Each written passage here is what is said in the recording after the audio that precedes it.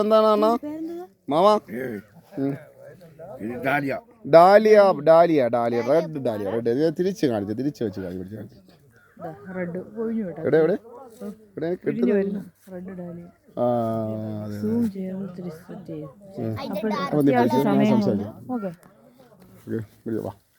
അടുത്തത് ആ ഗായ്സ് പാത്തുൻ്റെ ബാപ്പച്ചിയാണ്. അപ്പോൾ നമ്മുടെ ബ്ലാക്ക്ബെറിയുടെ തോട്ടത്തിലോട്ട് കയറിയിരിക്കുകയാണ്.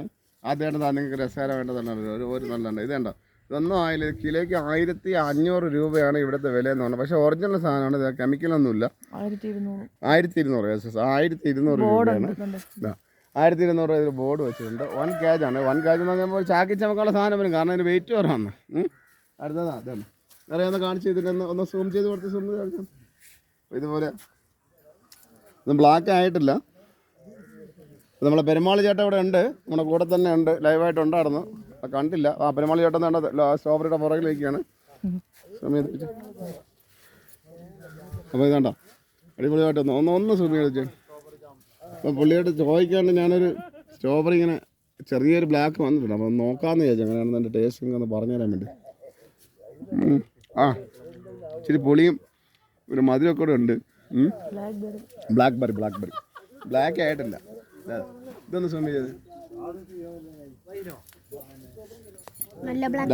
ഇത് ഇനി ഒരു 5-10 ദിവസം ഓടൂലേ പെരുമാൾ മാമ? ആ ഒന്ന് 10 ദിവസം വേണ്ടി വരുമെന്നാണ് പറയുന്നത് ഈ സാധനത്തിന്. ഇനി നല്ലതായി വിളവെടുക്കാൻ.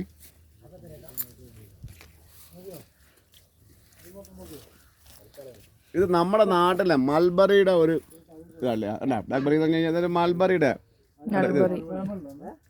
ഈ ബ്ലാക്ക്ബെറി എന്ന് പറഞ്ഞ സാധനം നമ്മുടെ നാട്ടിലുണ്ട്. ഇതൊരു മൽബറിയുടെ ഒരു ലുക്കാണ്. ഇതൊക്കെ അവർക്ക് വലിയ രസമാട്ടോ. ഫുള്ളൊന്ന് കവർ ചെയ്തേ. അതിന്റെ പൂവൊക്കെ വന്നിട്ടുണ്ട്. അതിന്റെ പൂവാണ് ഇത്. എന്റെ മോള് ജോയിൻ ചെയ്തിട്ടുണ്ട്, എല്ലാം പൊഴിഞ്ഞ് വീഴുന്നിട്ടുണ്ട് എല്ലാം. അങ്ങനെയാണ് ഇത്. ഇനി പച്ച കളറായിട്ട് ഇനി ചുവപ്പ് കളറാവും. ചുവപ്പ് കഴിഞ്ഞിട്ടാണ് നല്ല ബ്ലാക്കായി നല്ല വലുതാവുന്നത്. ഇതൊക്കെ വന്നിട്ടുണ്ട്. മുട്ട വന്നിട്ട് പൂ വന്നിട്ടുണ്ട്.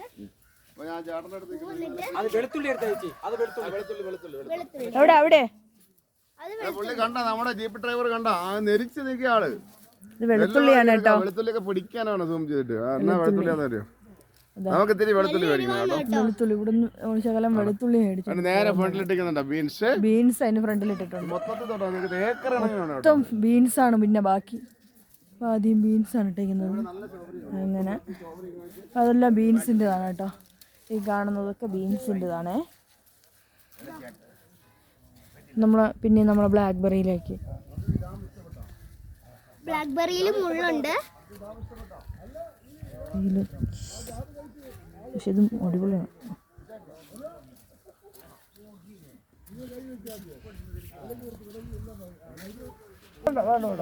അപ്പൊ ഇവിടെ കുറച്ച് വിത്തുകളൊക്കെ ഓക്കെ.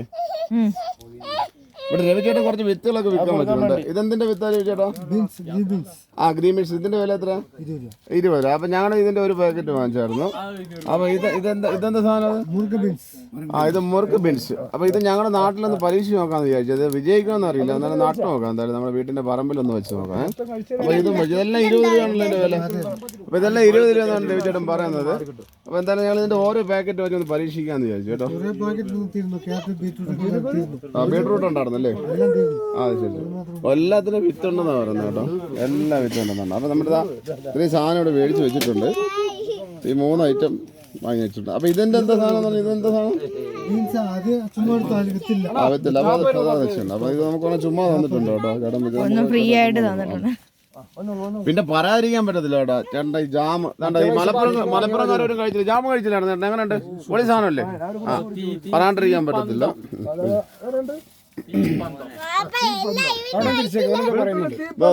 അയാളൊരു തീപ്പന്തം കഴിച്ചിട്ടിരിക്കുകയാണ്.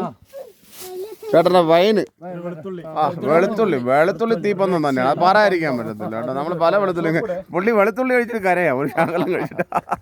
മലപ്പുറത്ത് ഇതുവരെ ഒന്ന് വെളുത്തുള്ളി വെച്ചിട്ട് കരച്ചില പുള്ളി ഭയങ്കര കരച്ചിലാണ്.